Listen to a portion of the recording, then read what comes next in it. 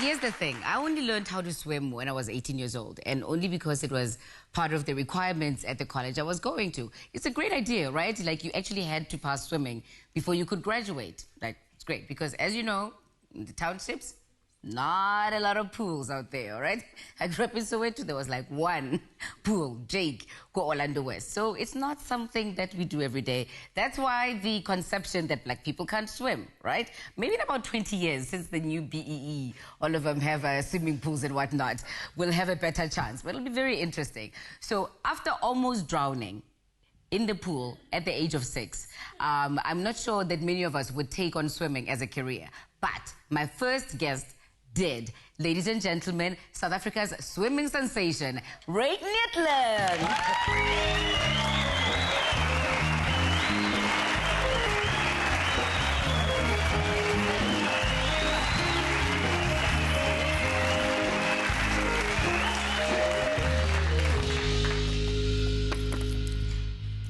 Oh, I have to move closer. Only because this works better for the camera, not because I want to touch you or anything.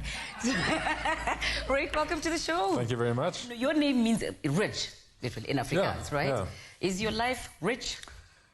I must say my life has been very rich of experiences. I mean, I've been very blessed. And so, yeah, I mean, it's, yeah, I'm only 32 now, and I've had a great life so far, so I'm looking forward to the next 50 years. Because it can only get richer, right? It can only get, I hope so, yeah.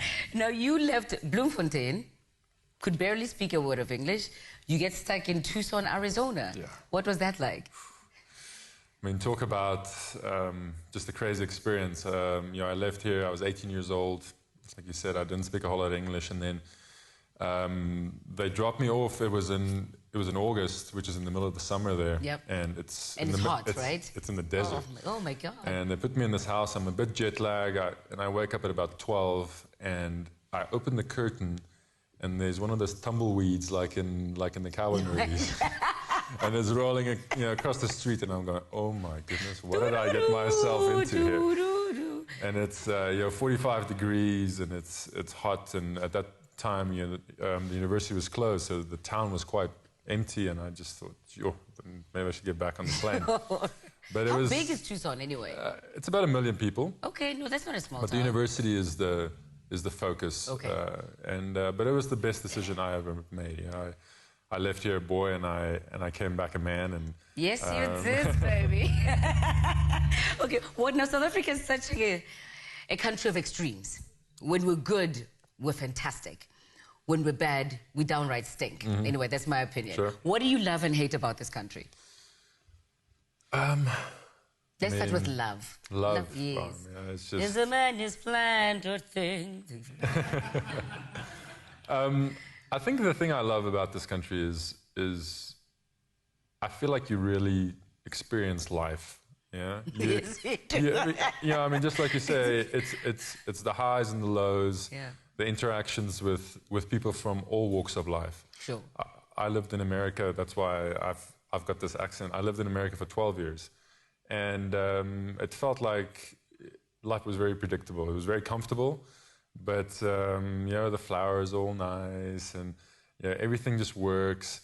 And it's a bit boring, actually. Sure, And sure. in South Africa, you can't say that life is boring. I mean, Well, because I imagine you had a choice to stay. Absolutely. Or, you could live in... In fact, some people tried to buy you off us.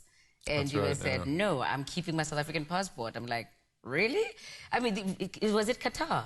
It was Qatar, yes. It was Qatar. Yeah. And you just thought, no, not worth it for all that. No. How much money did they offer you, first of all? It was a 5-year contract, and conservatively, at that exchange rate, it would be about 50 million rand. 15 or 50? 50. What the hell are you doing? 50 million rand? 50 million rand over 5 years. Damn! Yeah. But you can't put a price on passion and on... Do you want to bet? No, I mean, I agree. Not for me. Sure. Life for me is about passion. And at that point, I was competing, and I was training for the Olympics, and I just felt if I had another country's flag on my cap and on my tracksuit, I'd lose that 1% that made the difference. Yes, absolutely. And I love being back in South Africa. It's a great place to be. It is. It really place. is, with those highs and lows. Now, you do a whole bunch of endorsements as well, right? One of them for a jewelry line. Don't you get tired of being used like a piece of meat? I don't know how often I'm used as a piece of meat, but yeah, I mean, you have to be careful.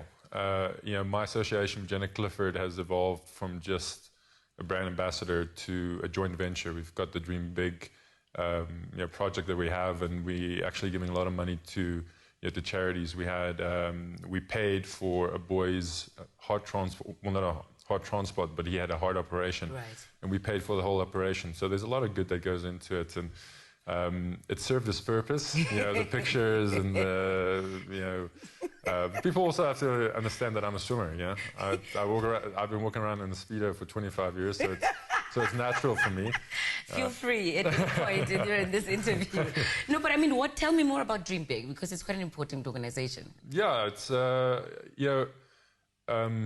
my whole thing is that you can have success on the football pitch, in the swimming pool. The thing that really matters, and that's so great about South Africa, is that anybody can make a difference. And sure. I want to make a significant difference. And the Dream Big project that I started with Jenna was something that I feel can have a lasting impact. The beneficiaries, it's the Walter Sisulu Pediatric and Cardiac Center for Africa. Mm-hmm. It's a mouthful. Mm-hmm. And the Tomorrow Trust. So we're giving back, and I think it's great. And hopefully people will remember me one day for the Dream Big initiative, and sure. Not for those pictures.